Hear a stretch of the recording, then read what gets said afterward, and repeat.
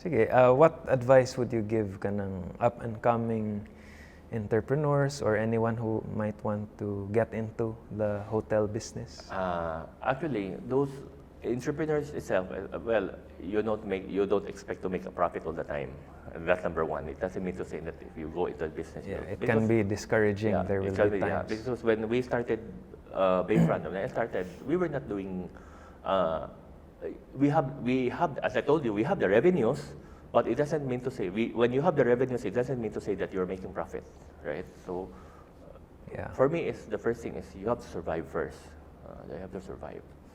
You have to survive the hospitality industry first before you take a look at profit. That's why when I started in 2014, as I told you, I was learning. I talked to a few people left and right, and then I came across one consultant. It was a she. I recall her, and then I don't know if she still remember me. Hapit mi naglalis dito sa Boss Coffee. Kay, ingon man siya na, we were meeting man sa Boss Coffee. Ingon siya na, bago pa ko. So, tanaw niya ako, ba siya na, kwenta siya, profit gali, kanang kuan gyud.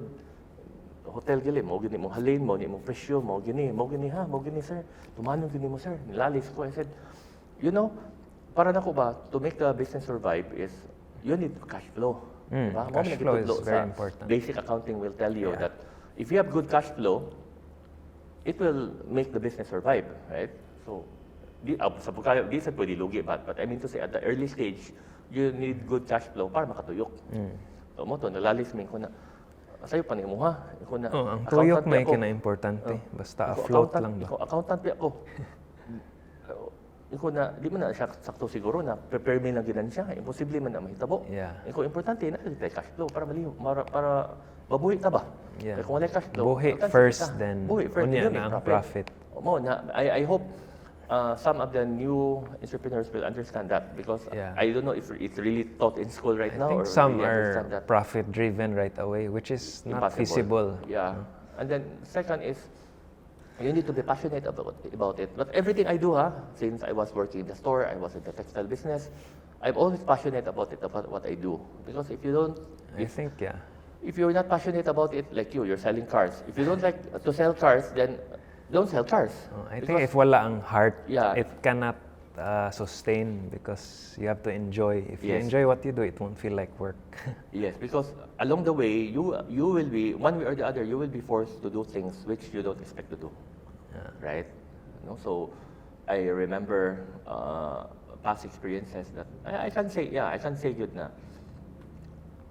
Doon na yung sideline, doon ay ma-deviate gamay ba from the normal thing that you do. It's not only like that. You need to do something else. You need to do the hard things also that you're not used to doing or you don't really like to do, but it still needs to be done. Needs to be done. So, dapat passionate ka. And then, next advice that I would say that you have to know your niche market. So, as I told you that we're really positioned for 3-star. So, what you ko ng ambisyon na I will be Marriott, I will be Radisson, Shangri-La. I will be Shangri-La. What you ko ng ambisyon na I only ambition that to grow the brand, to grow the brand. And this is your focus, Yes, this is my market, focus. this target market. Mo na siya, to grow the brand will be doing well in this category. We are identified with this target market, then that's it. Wala na ko ng ambition of 5-star luxury, whatsoever, so on and so forth. It's not in my head for the moment. I don't know 5 years from now, 10 years from now. Well, Lindot man said ang more on mass market ang matarget. No? Yes, yes. Like Smart with our market cars, affordable, more on ang volume brands na mo.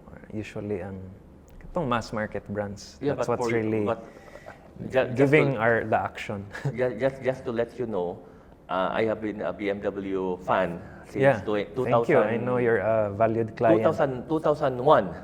Yeah. 2001. My cars since 2001 up to present are all BMW. Wa ko Mercedes, wa ko Toyota, wa ko tanan. Of course, my first car was a Honda. Actually, we carry Honda also. Really? my first car was in college. Honda. Yeah. Honda. Then after Honda, that was the time then I convinced my mother that we open a branch in our textile store in SM. Then my mom said na, dili man ta mo abli og SM kay mahal kay abang bla bla bla ana. Iko ma suwayan lang nato ma. Siya mahal kay abang alkansi kayo. Pero grabe man sad ang foot Yeah. traffic. Yeah, foot traffic. By that time, Chinese family doesn't want to really to open in SM by the time. It was only the Usually, big brands, more right? on traditional thinking. Traditional Old thinking na, Chinese, oo. syempre, mas tihik Wa og tay outlook. makuha, dili Yeah. atua, sige ta bayad abang, mahal, and so on and so forth. So what I did is that I said, and by the way, year 2000, I was supposed to buy a new car. I told my mom, don't buy me. Ayaw ko palite. Ang cost na ibayad sa sakyanan, ato na ibayad ang abang na lang. Sakto. Ma, di ba, wa man kayo nalugi, ma? Iko ma, wa man kayo nalugi. Ana, ako ipusta, ang sakyanan na mo ihatag nako, ako ibayad og rental. Oh, Then, better. kung maginansya kay ta, maayo king dagan, paliti ko. Yeah. Fortunately, it was doing good. The branch in our SM was doing Yeah, good. I noticed that branch. Lipay. Dugay naman kayo. Oo, Lipay. Your dad used to walk there every night. Your dad used to walk there every night. Halos katagabi, magdungan, may guli. I remember, I think I was in Yeah. grade You were school. still yata, yeah. Suroy siya sa iyong display diha. So, karon, so I told my mom, ko ma, may magdagan. Ay, naku, palitig Honda. BMW na, ipalit na ko. Litso na Mo, so, sa palitan high-end. ko niya BMW. Your first BM was... Kang Edgar Chongbian pa to. it was Yeah. used, second hand. No, brand Ano? new, brand new. But Chongbian, you mean. I think the dealer by then was Edgar Chongbian, Yeah, the we one took- in, yeah. Over 2011. So this was year 2001. Palit ko. First BMW. BM. Then, sunod na 3 series, na upgrade ng model, and so on and so forth. So that's what So you prefer the SUVs now? one of my no, actually, I really don't wanted to do SUV. Sedan akong gusto. Then when I was during earlier years na I said I was into running, I was into triathlon. Uy, di man makarga ang bisikleta sa mo travel og layo, magbisikleta di man makarga ang bisikleta sa sedan. Amo to, nasugod to og SUV. Then one of my running buddies told me that palit kay SUV, di na kagabalik og sakyanan. So, that's happened right now. Karon, pasakyan ko yung magsakyanan, I don't like. Higher ground clearance, no? Di na ko ganahan. I don't like to sakay sakyanan na para ko huot. Yeah. Mura siya bubo. Bubo. So that's it. So X5. sakto. Yeah, X5. And then nalingaw mo sa ko. I mean, so far maayo man lipay kay ko. So Yeah, wala yun. the diesel engine is also quite exceptional. But I don't know now, it's still diesel pa ba? The new models upcoming right now? Sa mga X models na Napay diesel. But I think the incoming is gasolina naman. most of the sedans petrol. Yeah. Pero mao na, there are some changes for our lineup. Yeah. Yeah, I heard na dibalik na sa Dugkuan because diesel lang gamay raman similar price point naman, no? I Yeah, don't know what's actually, going right now, but I think it's already similar price point. But that's the history why I started my car in BMW. Yeah, thank you, Sad. You're a valued client. Yeah, napa may other brands also if you want Yeah. to explore. No, You mentioned Honda. We have Honda in Fairview and Cainta. So we okay. have in our Luzon. service car Kia was also Manila. bought from you. Kia. We have Kia, dugay na kayo. Yeah. That was our first service car in the hotel. So if the hotel is already 9 years, our first car was 2014. Okay. Kia, still alive. Good. Still alive. Good to know. Ganahan ako sa Kia is that low maintenance. Actually, reliable jud ang Yeah, Kia. yeah. Good design, good ride. And then I heard that Kia has made a lot of upgrade already, di ba? The direction now for Kia, it's more into premium na, mas ni mahal. So, especially the Sorrento, the Carnival, so it's priced higher. Yeah, but okay siya. It's also nice. It's also a nice. Yeah. Nindot siya. Okay. Hopefully, more cars from us soon. But anyway, going back, what about katong Odette? Diba? Yeah. We suffered Odette December 2021. Yes. How badly were your properties damaged? How did you cope? Actually, this area, kani na area, this is our function room where we are right now, no? Yeah. So kato mga guests na dito sa taas, ang uban bildo nga buak man. Buak bildo. Because kusog mang wings. Actually, ang nakabuak is not really the wind, it's the debris from other neighbors. Yeah, nangalupad. Dili man ang bildo mo nabuak. Debris from other neighbors sa kabuak is dangerous. So we move our guests here, there is a area. It's exactly this area, diri na mo sa gipa gather together. Oh, they were here. Yeah, Okay. they were here. Yes, they were here. Just to gather. Just to gather. Ah, Yes. okay. Because we're So afraid you served food here. Yeah, by that time. Yeah, they were sharing. If I recall, there was also an event here. Nato yung party. So amo na nang share. Of course, they need to sympathize with those Yeah, other of guests. course. Diba? So diri na mag-gather, ma-safety man. Because we have operable walls man here. Kaysa mo doon sa bildo, piligro man. So we convinced them to stay on a safer ground. So Typhoon Odette was very terrible na kung ako imong pahunaw na to, uy, bago pagali na pandemic, Typhoon Odette. But I imagine that must have been a real test ba?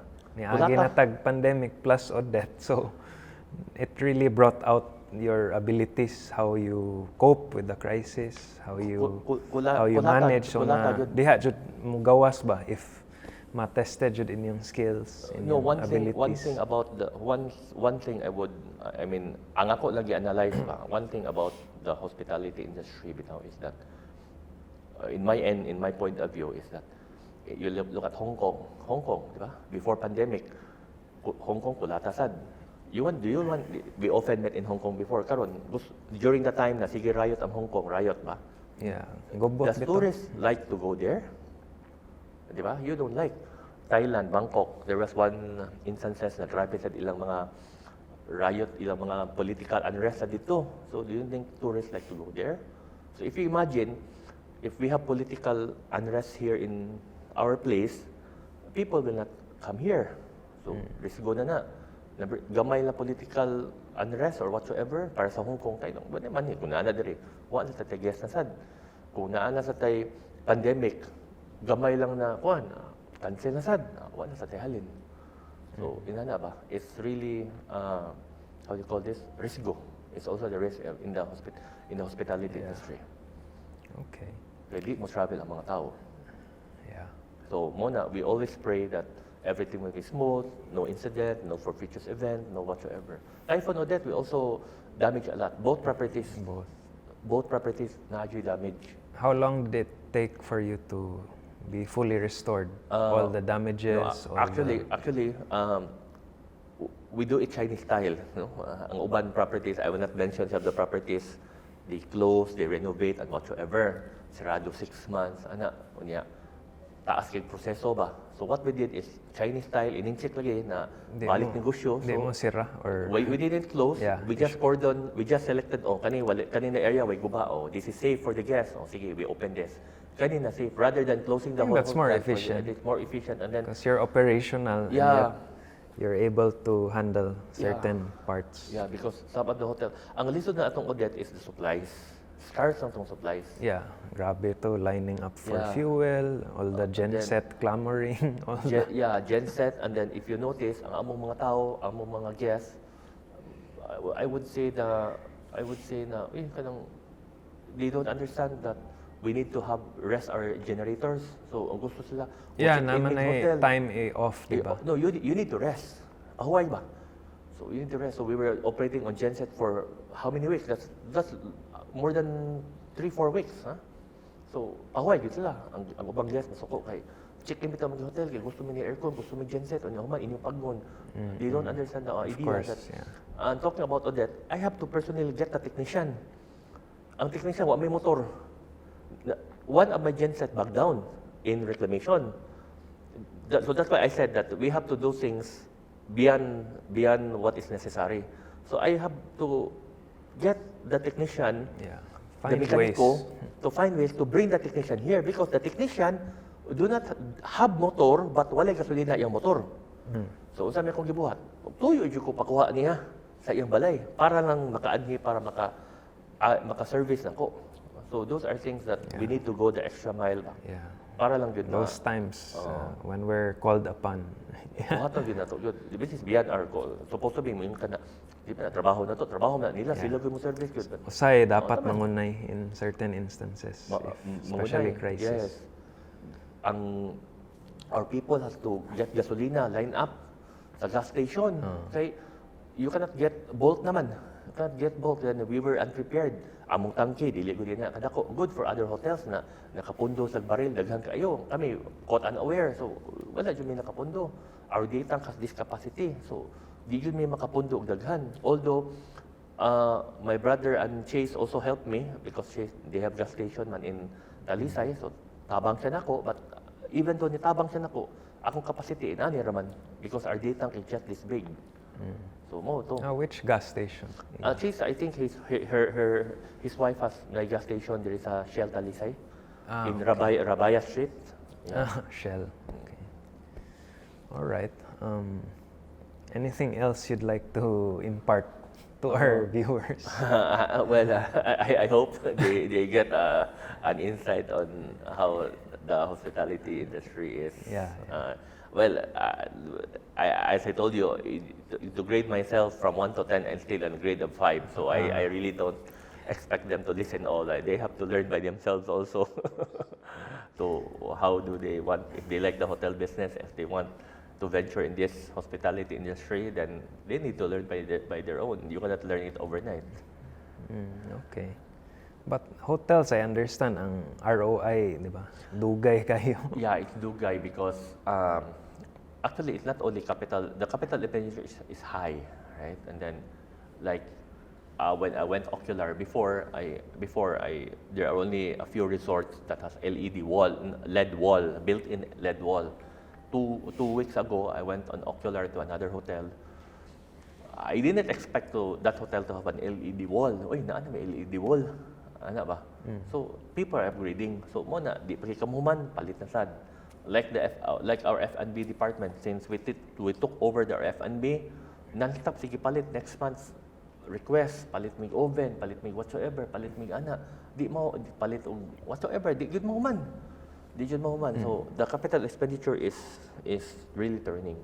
It's really kanang you need to invest in the operating machineries in the hotel, which is also it's not Need only said magsigig update, no? You have to keep up with the changing times because they're upgrading your competitors, so you also have to make sure you offer ang usa sa the yun, best. ang usa ako nabantayan is ang butang maguba yun.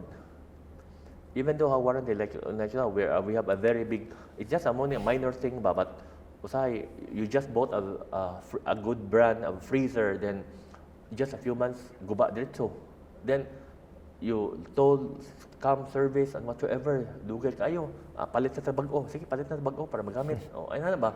So doble sa gasto. Di jud malikay, no? Ang kanang maintenance palit aspect. na bag-o.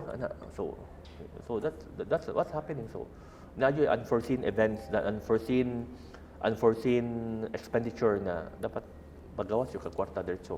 Yan ba? It's not the same na ma-allocate na like the buy and sell. If I can compare it to buy and sell, na mangita, I'm sorry, wala may stock, period. Mupalit kong sakyanan. Gusto ko puti color. Wala stock sir, sorry, period. Here, if na maguba na freezer, na maguba na generator, na maguba na equipment, you cannot tell, sorry, because you already have guests in front of you. Yeah. You have guests in front of you, you should act accordingly, immediately, di ba? Act right away to Di ba na siya maintain buy and sell the na, service. Gusto ko auto, gusto ko puti, usawa, pili lang lain sir. Di ba pwede? So that's the difference.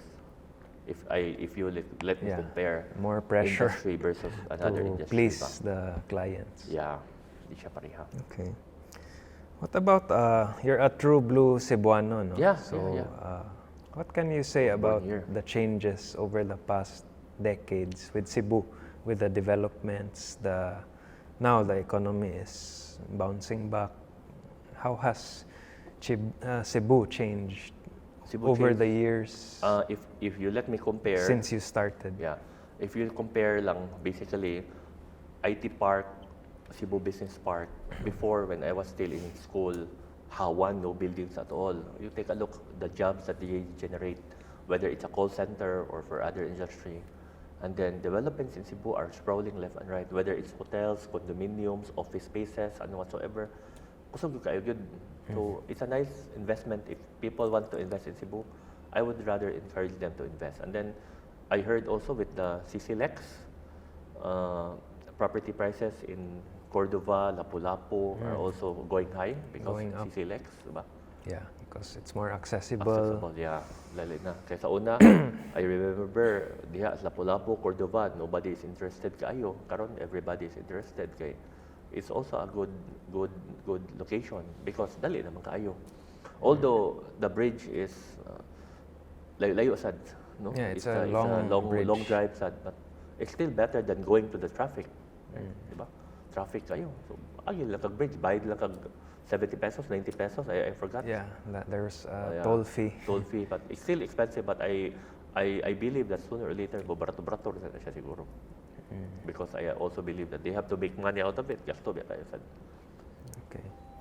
What about your philosophy in life, or do you have any mottos you live by, or what's your general outlook with life? What's our purpose? Anything else you want to venture into? Or what's the meaning of life? Philosophy, no, wala man. I don't really have a specific. Well, I just believe in karma. Karma. Don't do unto others what you want others to do to you. Yeah. And then do good, be fair to people. And then I think I'm good with it. You're good. I'm good with it. It's not really something na dili mahimo bitaw. No? Yeah, nalay morality and values in place. Dili na ta makasaog tao, fair lang ta, and be thankful because you can see pandemic, life is short. Yeah, uncertain. Life is very short, no? So Uncertain we also. lost few friends, friends during the pandemic, so medyo kaingon jud ka na lipay na ta. That's why in school before that if you took religious education, they said that you have to, every morning that you wake up, you should be thankful already that you that nakamata ka, di ba? So thankful. It's very thankful. And then what we have right now, because not all people or not everybody have the opportunity that we are having. So pasalamat na. Okay. You wouldn't describe yourself as religious or No, I would be a hypocrite if I say that I'm very religious. No, so one thing when my son was going to a Catholic school, and then they were asking me about going to church, be religious. I have to tell them the truth that I don't go to church, but I will learn together with my son who is studying now in a Catholic school. Because one thing I want to share to my kids is that unsay wala na nakatunan makamao sa sila, di ba? Example, I'm not religious, so it's not a sign that it's bad, but I might as well share it to them, right? So maka-impart na nila, malipay masad ta na buutan sila or whatsoever. Yeah. Okay. So I think we had a very productive discussion. I hope they get something out of it. Thank you so much for your time, your insights. I'm sure many will listen. Salamat kayo for your time. Thank you. And Thank you. Until we meet again. Thank you for having me. Yes, thank you. Thank you.